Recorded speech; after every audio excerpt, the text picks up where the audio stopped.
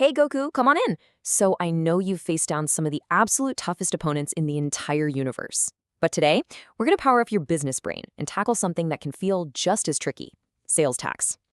I mean, think about it. You've dealt with galactic tyrants, killer androids, even literal gods of destruction. So let me ask you, what could possibly be more complicated than the entire crazy, winding Frieza saga? Yep, you guessed it. California sales tax. It can seriously feel like a final boss battle. But hey, don't worry. By the end of this little explainer, you'll be able to handle it faster than you can say instant transmission. Okay, so to make this super simple, we're going to follow the quest of a company I made up called ABC Gadgets. Just think of this whole thing as our training session inside the hyperbolic time chamber. So first thing you gotta know, ABC Gadgets has a pretty decent power level. In 1 year, they make a grand total of $200,000 in sales, all right here in California. Go ahead and lock that number in your head. Now look, when you're selling stuff, there are basically two main paths you can take. You can either sell through a big marketplace, or you can go straight to your customers. And believe me, the path you choose, it changes everything. Okay, so path number one is using what's called a marketplace facilitator. This is just a big platform, like eBay. And honestly, the best way to think about it is like a fusion partner.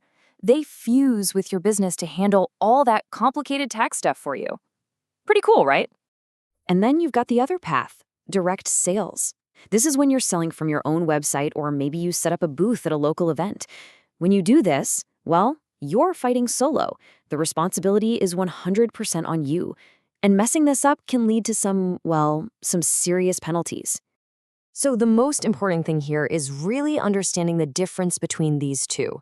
This is the main event. This is the showdown. Let's see how they stack up.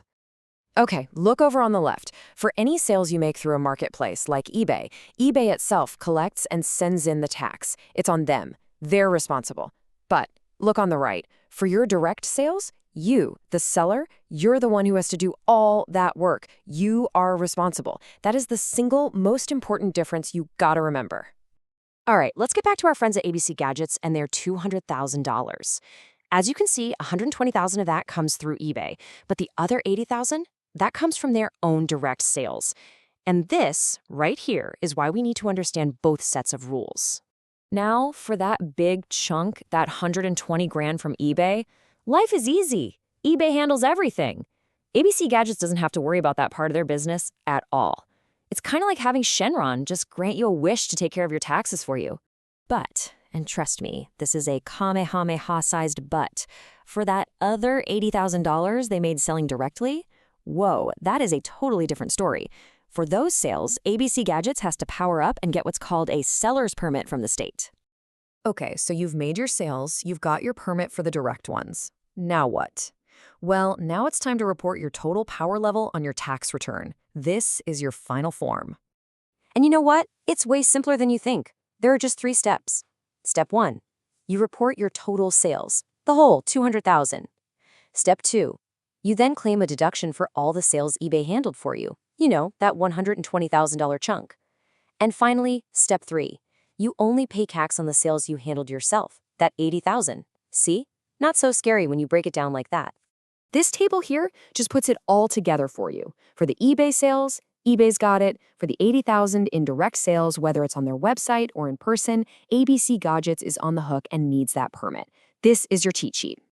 Okay, we've been through the whole training arc. So, what's the ultimate lesson here? What's the one big thing you need to remember when the fighting's over and it's time to do the paperwork?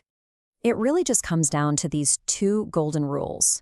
Rule 1, if you only sell on a marketplace, they handle all the tax stuff for those sales. It's like you're just watching the fight from the sidelines. But rule 2, and listen close, the second you make any direct sales at all, you must get a seller's permit and handle the tax for those specific sales all by yourself. For that part, you're in the ring. So there you have it. You've powered up your knowledge, and you've pretty much mastered the basics of California sales tax. So my final question for you is this.